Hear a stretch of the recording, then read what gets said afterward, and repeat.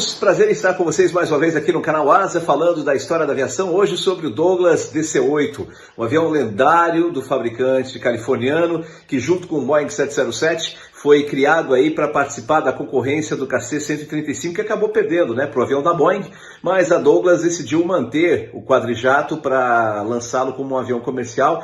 Pena que ele chegou um pouquinho depois do 707 no mercado e a Boeing acabou, obviamente, levando a maior fatia. Mas o DC-8 tem uma questão bem interessante, técnica, que pouca gente presta atenção. Ele teve mais versões e mais versões estendidas do que o Boeing 707, porque ele tinha um trem de pouso bem mais alto que o do 707, que permitia que a fuselagem fosse estendida. E assim o DC-8 acabou ganhando muitas versões, inclusive versões depois remotorizadas, sendo utilizado bem depois, ainda que o 707 já tinha saído das principais empresas aéreas, o DC-8 continuava com versões remotorizadas e fez aí bastante sucesso, porque era um avião de fuselagem larga, bastante confortável, bastante estável. Aqui no Brasil, eu obviamente não vi os aviões da Varig nem da Panair, que a Panair foi a primeira a utilizar o DC-8 no Brasil, depois passaram para a Varig, não os vi, mas eu vi bastante na minha infância os DC-8 da Braniff operando aqui em São Paulo, no aeroporto de Viracopos e também no Rio de Janeiro, no Galeão. E eu lembro que marcavam muito, porque junto com os aviões da Taurus Brasil depois, os DC-8 da Braniff eram bem coloridos, Eu lembro dos verdes, tinha alguns azuis que vinham para cá, então marcava bastante quando eu os via.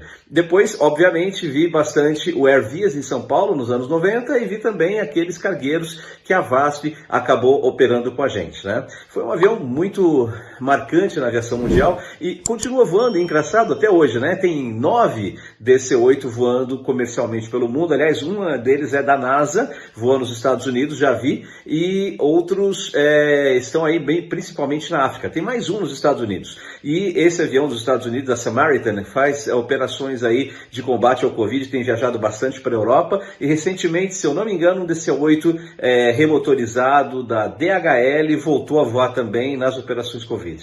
Avião bom, É assim, não tem idade. Obrigado pela participação, Robert. Um abraço. 200.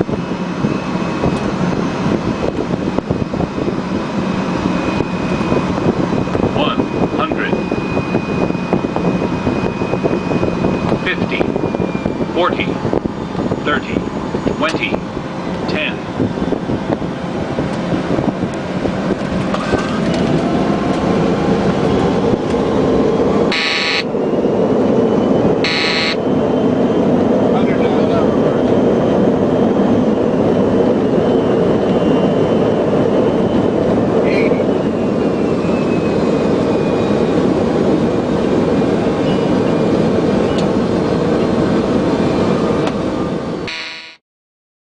The DC-8, of course, was preceded by the 707. The Dash 80 prototype of the first of the Boeing jetliners first flew in 1954.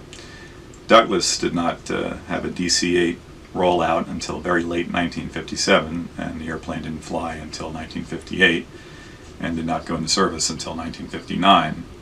Delta was the carrier that inaugurated service with the DC-8, but only by a few hours. United, which was the other launch customer for the airplane, within several hours of the Delta flight had dispatched its own DC-8 jet mainliner on its inaugural service. The stretched Super DC-8 models, the 61, the 62, and the 63, all came out in the period between 1966 and 1967. The 61 and the 63 had an extremely long fuselage, as you can see by this Series 61 model. And that gave the airplane sort of a long tube effect when you were flying aboard her.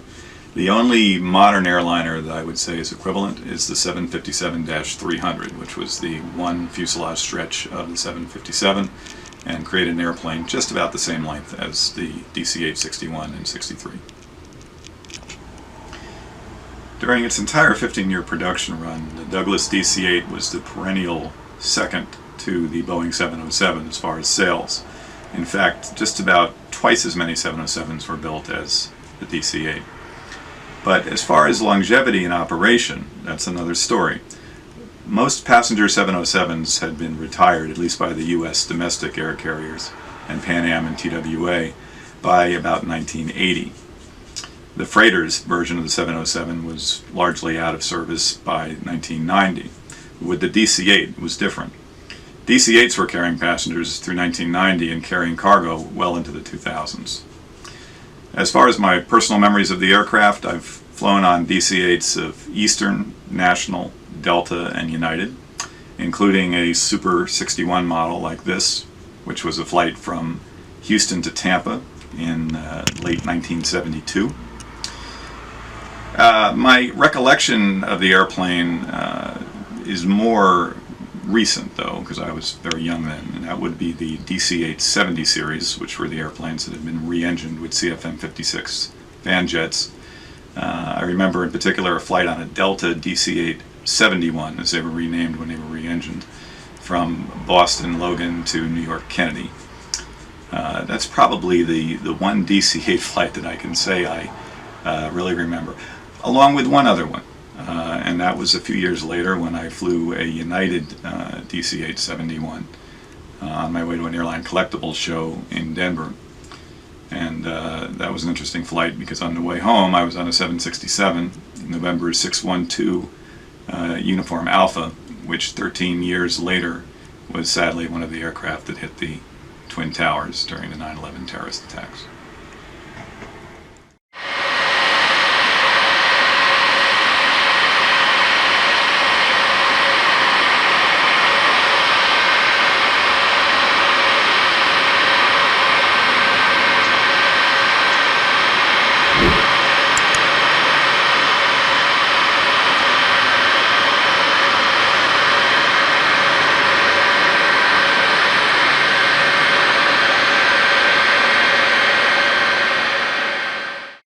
A Pan American havia escolhido a versão intercontinental com reatores JT4A e, portanto, apesar de ser a primeira compradora do DC-8, não seria a primeira a recebê-lo, já que a versão doméstica com motores Pratt & Whitney JT3C seria entregue mais cedo. No Brasil, sua subsidiária, a Panair do Brasil, acabou recebendo em março de 1961 dois modelos DC-8-33, que faziam parte do primeiro pacote de encomenda da Panam.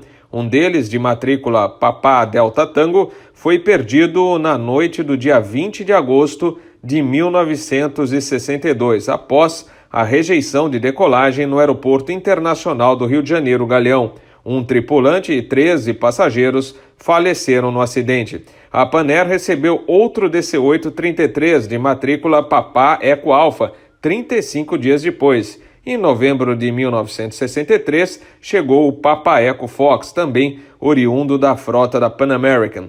Após a suspensão das operações da Panair do Brasil, em fevereiro de 1965, dois DC-8 foram arrendados pela Varig, e o terceiro jato, o Papa Eco Fox, foi devolvido à Panam. Vale destacar que o DC-8 de matrícula Papa Eco Alfa se acidentou em 4 de julho de 1967, durante a aproximação para Monróvia em voo procedente de Beirute, evento que foi explorado no episódio de número 229 na seção Fly Safe do canal ASA.